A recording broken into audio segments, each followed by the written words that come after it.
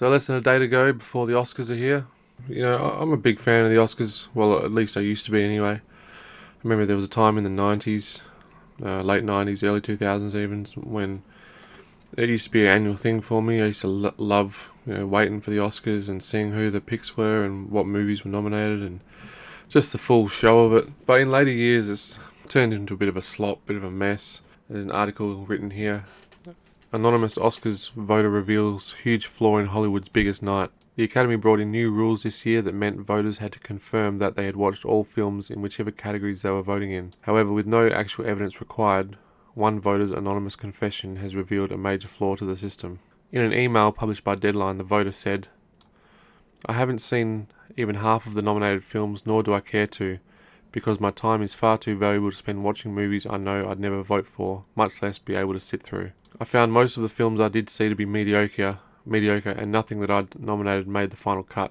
Therefore, since I don't want to lie, I decided simply would not vote at all this year. Yes, I'd like to vote for K-pop Demon Hunters, but not at the price of watching 4 other movies I know won't be as good." I can understand this to some degree. I did a video recently on my Oscar picks for 2026. I sat through most of the movies, but there's some movies that just didn't really interest me.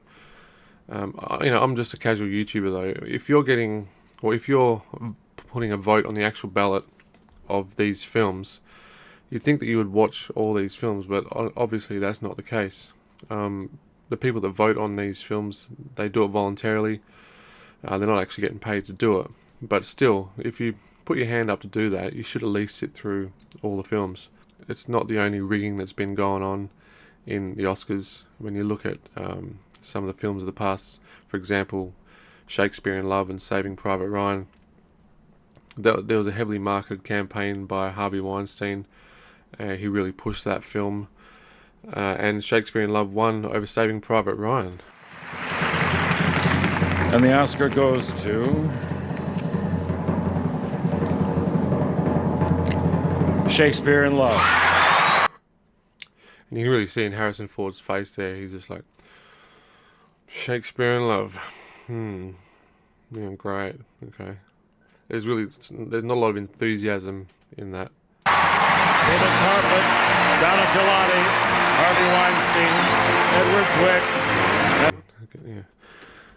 Yeah. I watched Saving Private Ryan just recently, and I watched Shakespeare in Love just recently, and I battle to get through Shakespeare in Love every single time. 7 Oscar wins. Saving Private Ryan had 5. Saving Private Ryan is the better film by far, and things like that, or you're just like, oh come on, what are we? Is this a Teen's Choice Awards here? Is this the Oscars? It begs the question as to if the right actor or film wins, or whether it's just the one that's had the best promotional campaign. And that's what I was talking about with Shakespeare in Love and Saving Private Ryan. And the same can be said for Crash. It won due to an aggressive DVD screening campaign by Lionsgate, its popularity among industry voters, and its status as a safer, emotionally charged alternative to the frontrunner, Brokeback Mountain. I've seen both of those, and I remember Brokeback Mountain. That was a great film. Crash, I can't remember what really happened in Crash. It wasn't really that great. And if I had to pick, I would have picked Brokeback Mountain as the better film.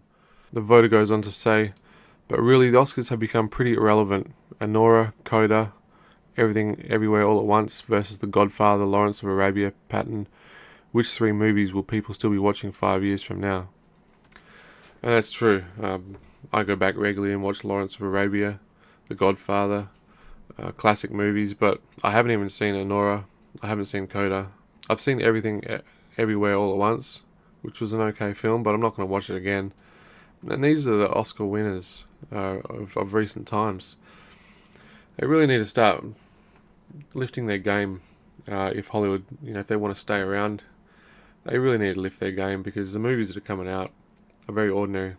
There are some good picks this year. One Battle After Another, Sinners, Hamnet, quite decent. But they really don't stand up to, like I was saying, the films like the Lawrence of Arabia, The Godfather, and all that.